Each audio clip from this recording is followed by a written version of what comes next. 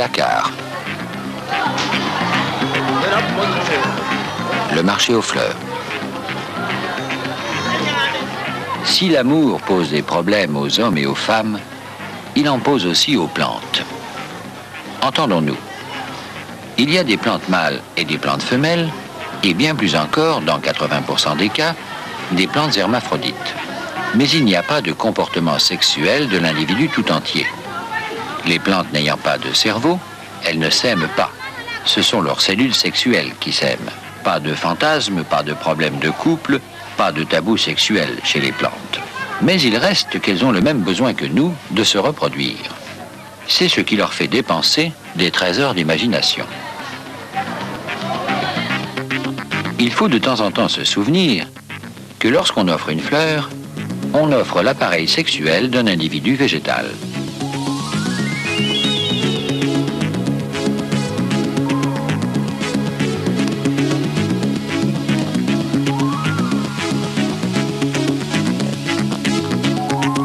Huit fois sur 10, il présente donc, très rapprochés, des organes mâles et des organes femelles.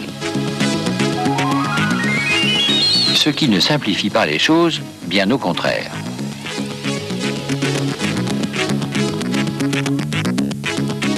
Les organes mâles d'une fleur,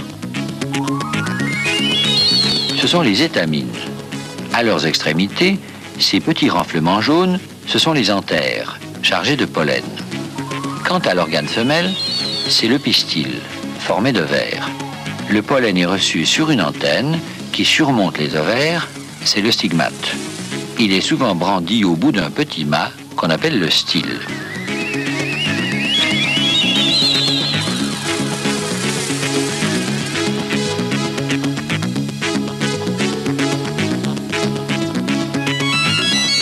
On croit communément, parce que les plantes ne sont pas douées de la locomotion, qu'elles sont immobiles, et que les fleurs en amour sont totalement passives, attendant bêtement que l'insecte fasse tout. C'est totalement faux.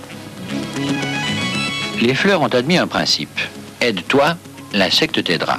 Et leurs organes sexuels ne sont pas du tout immobiles. Dans certains cas, ils sont même capables, au contact de l'insecte, de réagir d'une façon visible à l'œil nu.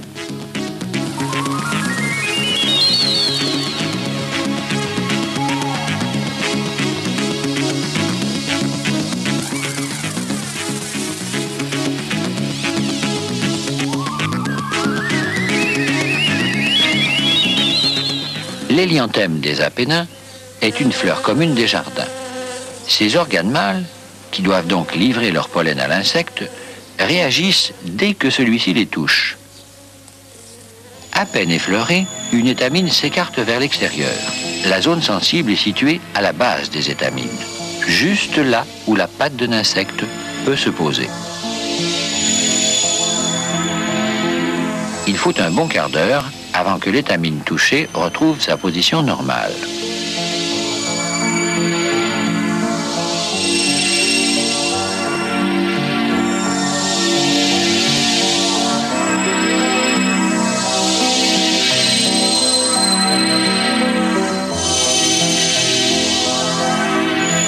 Dans le cas de l'hélianthème, seule l'étamine touchée s'écarte.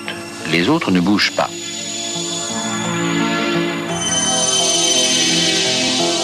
Ce que l'on constate, c'est que le bourdon ou l'abeille, en piétinant la fleur, déclenche contre son ventre une série de balayages de pollen. Il y a mieux. Le Sparmania, originaire d'Afrique, est doté lui aussi d'étamines sensibles. Mais il suffit cette fois que la patte d'un insecte touche une seule étamine pour qu'aussitôt toutes les autres s'écartent, pour balayer d'un seul coup le ventre poilu du bourdon.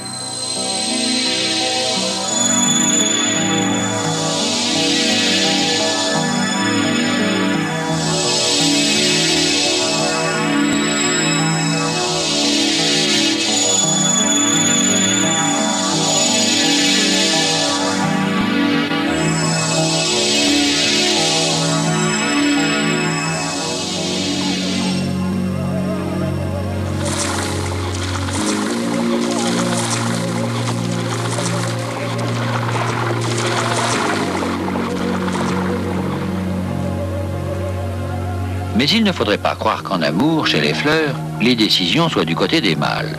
Bien au contraire. Apparemment, c'est l'élément mâle, à savoir le grain de pollen, qui a eu l'initiative. Si c'est un pollen abonné au vent, il a pu franchir des montagnes, et même des mers, pour arriver sur un stigmate femelle. En fait, pas du tout. Il faut bien le dire, cette cellule mâle, emmenée par un insecte ou par le vent, a voyagé comme un vulgaire paquet, sans manifester la moindre velléité sexuelle apparente. Non seulement ce candidat à la paternité n'avait pas la moindre idée de sa destination, mais il a dormi tout le long du voyage. Des millions de ses congénères se sont perdus dans les cailloux, dans la mer ou ailleurs, sans avoir compris. Et lui-même ne comprend pas immédiatement ce qui lui arrive quand enfin il atterrit au bon endroit. Ici, par exemple, sur un chaton femelle de noisetier, qui a donc besoin d'être fécondé pour accoucher d'une noisette. Jusqu'au moment, nous y voilà, où du tréfonds des ovaires de cette femelle, qui vient de l'accueillir, lui parvient un signal. C'est une hormone femelle qui l'imprègne et qui, enfin, le révèle à sa condition mâle. Alors, et alors seulement, ce pollen, jusqu'alors frappé de timidité congénitale, se découvre des ardeurs. Le voici qui produit un tube, qui s'allonge, qui va pénétrer l'ovaire, parvenir jusqu'à l'ovule et y féconder la cellule femelle qui lui en a donné l'ordre. La sexualité mâle est donc ici entièrement sous la dépendance de la sexualité femelle. Voici un document soviétique montrant le phénomène en réel, filmé au microscope et en accéléré. Un grain de pollen, sur ordre de l'organe femelle, où il vient de se poser, produit son tube. À l'intérieur de celui-ci, on suit la progression du gamète mâle, le spermatozoïde, qui est ainsi conduit jusqu'à l'ovule.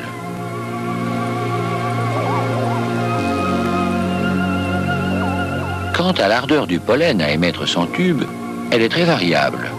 Celui des conifères, par exemple, est jusqu'à 2000 fois moins prompt à l'amour que celui des plantes à fleurs.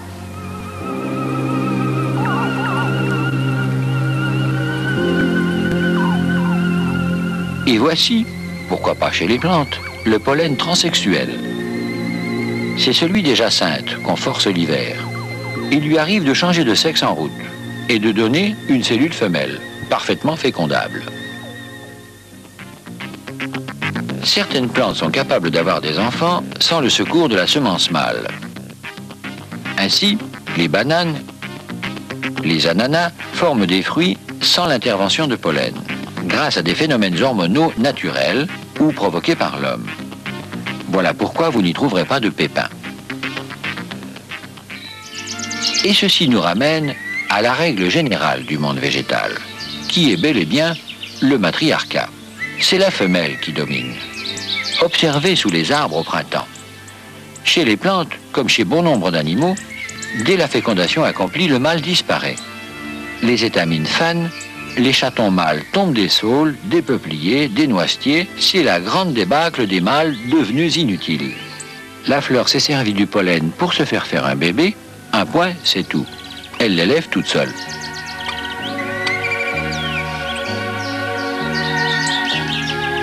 Mieux encore, vous pensez bien que le service postal du vent livre aveuglément n'importe quel pollen sur n'importe quel stigmate, y compris des pollens de plantes étrangères à la fleur. Un pollen de bouleau peut très bien arriver sur le stigmate femelle d'une tulipe qui n'en a que faire et y côtoyer un pollen de noisetier, lequel a déjà été bousculé par 2 pollens de saule et un pollen de bouton d'or, amené lui par un insecte d'ailleurs. Eh bien, dans ce cas, l'ovule de la tulipe ne se dérangera pas. Il laissera mourir ces étrangers. L'ovule d'une fleur ne stimule, par une hormone femelle, que le pollen qui a le mot de passe génétique, la serrure ne reconnaissant que sa clé. Mais si plusieurs grains de pollen de son espèce, qui sont donc des maris possibles, arrivent en même temps sur le stigmate, lequel va atteindre le premier la cellule femelle dans l'ovaire? Eh bien, comme aux courses de chevaux, on ne connaît le gagnant qu'à la dernière minute. Mais on a constaté que c'est la cellule femelle qui décide. En fait, elle stimule par des hormones le tube pollinique dont le code génétique lui paraît le meilleur. Autrement dit, elle choisit le père de son enfant. Mais voici des images très impressionnantes. L'organe femelle de cette fleur, le Mimulus cardinalis, réagit visiblement au toucher.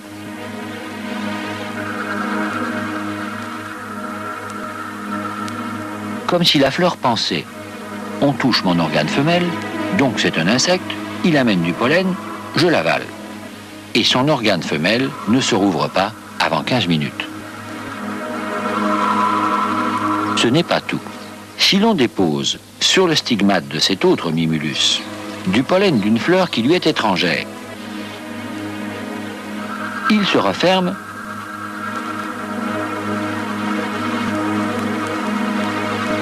mais cette fois se rouvre aussitôt.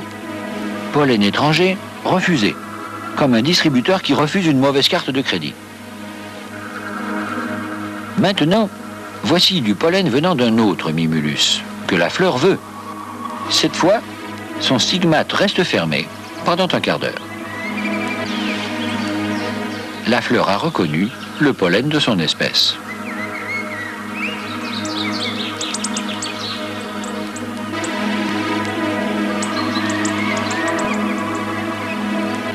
Et regardez bien maintenant ce qui va se passer avec l'organe femelle de ce proboscidé.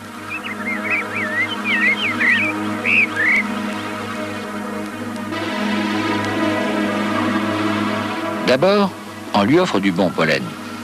Réaction normale de l'organe femelle qui le digère, pourrait-on dire, entre guillemets, pendant un quart d'heure.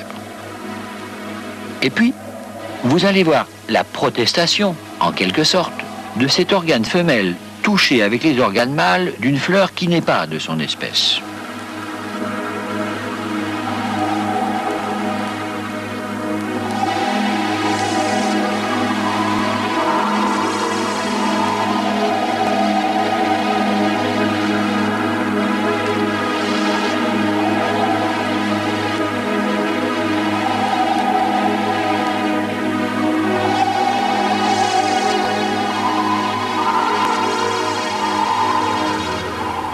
Mais malheureusement, très souvent, à cause de l'incertitude du vent, ou parce que l'insecte n'est pas venu, la fleur attend le grain de pollen en vain. Dans ce cas, elle va rester célibataire. Tout le monde ne pouvant pas se passer de mâle, comme l'ananas ou la banane, à moins que la fleur, se disant qu'après tout, elle est hermaphrodite, se décide, faute de mieux, à se féconder elle-même. C'est ce que fait la nigelle. Cette fleur ornementale, abondamment cultivée dans les jardins, est visiblement conçue pour la fécondation indirecte, par insectes interposés.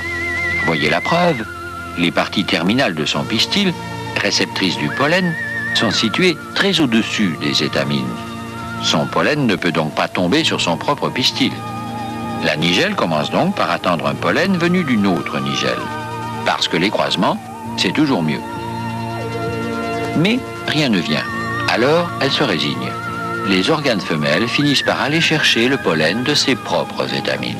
Voici donc une plante qui, en quelque sorte, fait l'amour en organisant le contact physique entre les sexes comme le font les animaux. En cas de nécessité, la tulipe en fait autant. Mais à l'inverse, ce sont les étamines qui viennent toucher l'organe femelle de la fleur et y déposer son propre pollen.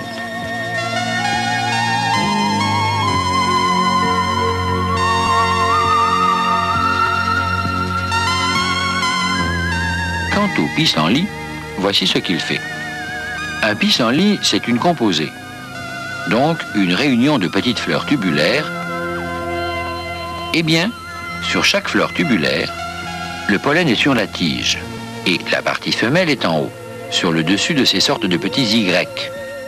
Et vous voyez, plutôt que de rester célibataires, les petites fleurs du pissenlit font se recourber leurs organes femelles pour aller chercher, tant pis, leur propre semence mâle. Personne ne s'occupe de moi? Bon, alors...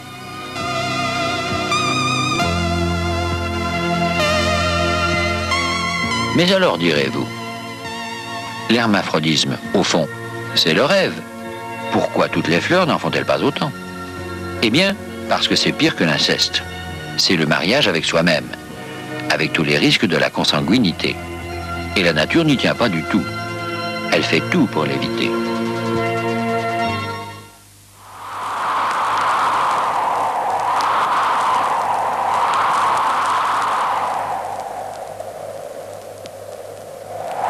Mais au fait, pourquoi les plantes n'ont-elles pas choisi, comme les animaux, le moyen le plus sûr pour avoir des croisements? La séparation des sexes. C'est curieux, pourtant, 10% des plantes ont choisi cette voie animale. Ainsi, les saules. Monsieur d'un côté, Madame de l'autre. Les peupliers. L'if. Le dattier, etc. Mais ces plantes n'ont pas été suivies par la majorité. Elles restent parmi les plus primitives. Après elles, la nature a préféré organiser la promiscuité des sexes mâles et femelles sur la même fleur. Et quel problème! Car la logique voudrait que ces organes se fécondent entre eux. Mais la génétique ne veut pas, car cela donnerait des graines dégénérées. Alors, pour éviter l'autofécondation, tous les coups sont permis. L'astuce employée par l'iris sauvage est d'une simplicité et d'une efficacité merveilleuse. Il attire l'insecte par son parfum très fort et le guide vers son nectar grâce à des lignes directrices d'atterrissage bleu-violet. Et regardez bien, l'organe femelle de la fleur est disposé sur le passage de l'insecte et sa partie fécondable est sur le dessus. Mais là où est l'astuce, c'est que le bord est souple, un peu recourbé, de sorte que si l'abeille en entrant a du pollen sur le dos, elle en imprègne forcément le stigmate et féconde l'iris. Mais quand l'abeille ressort, chargée cette fois du propre pollen de l'iris, le système ne fonctionne plus, dans l'autre sens. Elle ne peut pas féconder l'iris avec lui-même.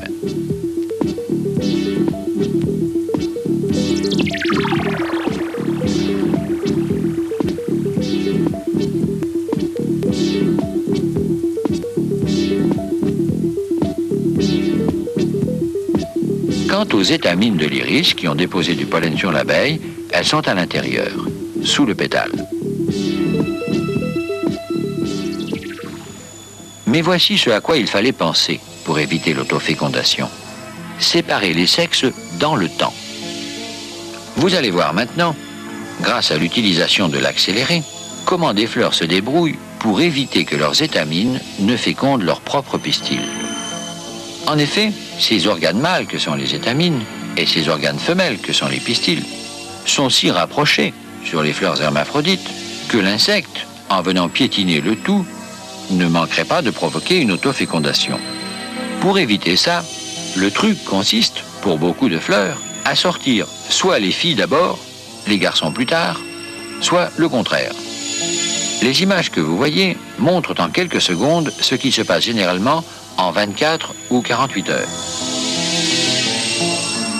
Cette fleur a choisi de faire sortir d'abord son organe femelle. Et puis, le lendemain, ses étamines, chargées de pollen. Maintenant, l'inverse, les garçons d'abord. Un érémurus, l'organe femelle, pas encore fécondable, se courbe vers l'arrière, pendant que les mâles se redressent et que le pollen mûrit. Le lendemain seulement, c'est le tour de l'organe femelle. Il se place en position de pollinisation.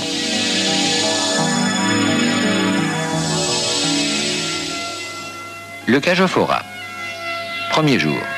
Les mâles se rassemblent pour présenter leur pollen à l'insecte.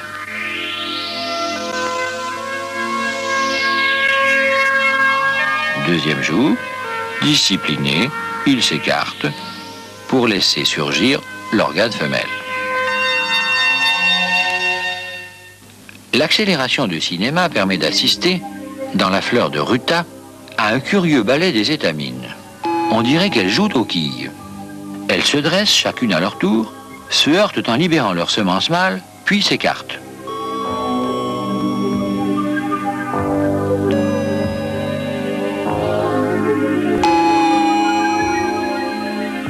Alors apparaît l'organe femelle, en même temps que le nectar brillant, sucré, qui attire les insectes.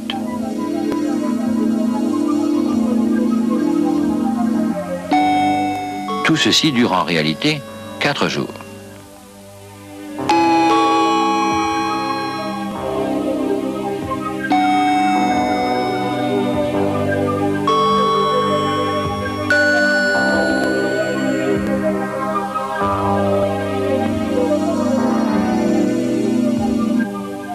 Voici le résultat avec l'insecte. Période mâle des 2 premiers jours, l'abeille tourne autour de la fleur, suce le nectar, accroche le pollen des étamines. Période femelle des 2 derniers jours, l'abeille ne trouve plus que l'organe femelle de la fleur. Elle ne peut que le féconder avec du pollen étranger.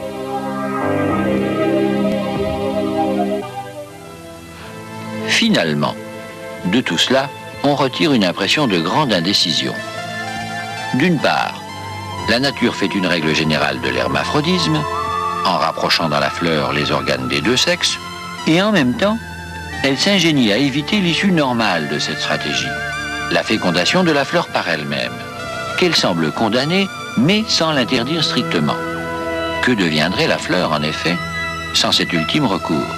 Dès lors qu'elle est immobile, elle serait impitoyablement condamnée au célibat. La promiscuité des sexes, qui est de règle chez les fleurs, compense donc l'inaptitude à voyager à la rencontre d'un partenaire.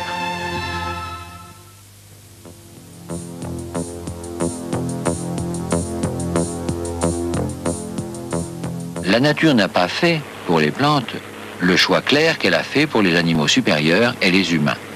Les sexes y sont portés par des individus différents. Ce qui n'est pas forcément beaucoup mieux, car cela oblige les 10 individus à dépenser une énergie considérable pour trouver leur moitié afin de reconstituer l'unité perdue.